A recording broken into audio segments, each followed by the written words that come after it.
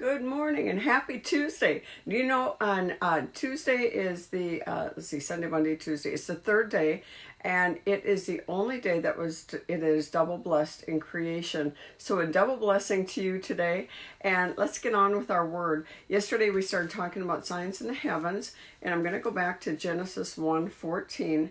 Then the Lord said, "Let there be lights in the firmament of the heaven to divide the day from the night. Let them be for signs and for seasons, for days and for years. And let them be for lights in the firmament of the heaven to give light to the earth. And the Lord gave two great lights, the greater light to rule the day, and the lesser light to rule the night.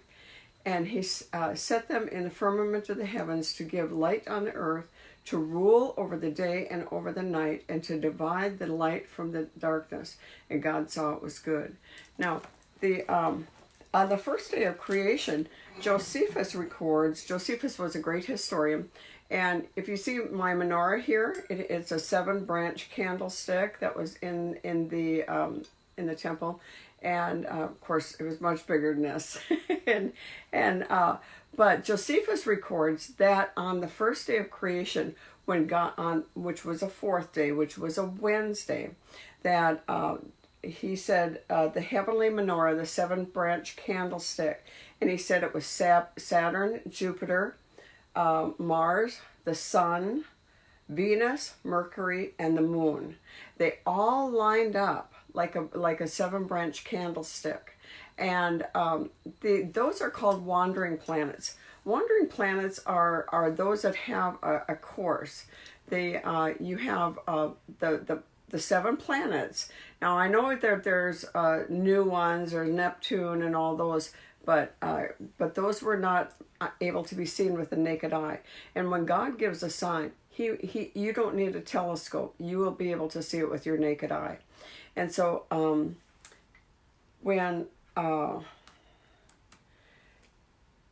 and so those all line up. Those are wandering planets, and they all have their own circuit. They all have their own pattern that they follow. And so when God lines them up, especially on a specific day, then it's very important. For instance, the moon has a cycle. The sun has a cycle of 28 years. And there's been 3 times in history that the moon has lined the sun has lined up with on Passover on Wednesday, which is the 4th day of creation. And the first time was the first Passover. The first Passover in Exodus chapter 12. The second time was when Passover before Purim. Before Purim, when Esther and Mordecai were fasting. We were visiting with Mark Biltz the other day, and he is so full of information. We were able to take him out for lunch. I don't know if any of you have know Mark Biltz from Bostrom Ministries up in Washington. He's the one that discovered the blood moon tetrads, and he is just a wealth of information. He challenged us. He said, "Do you know how old Mordecai was when he refused to bow down to the king?" And I said 50, and each one of us had a different. He said, I think he said it was 114 years old. Well, anyway, let's go back to this. And so the next time, the third time in history that the sun had the 28-year cycle on Passover was April 8th of 2009. Now, in 2009, that was a major year for signs in the heavens.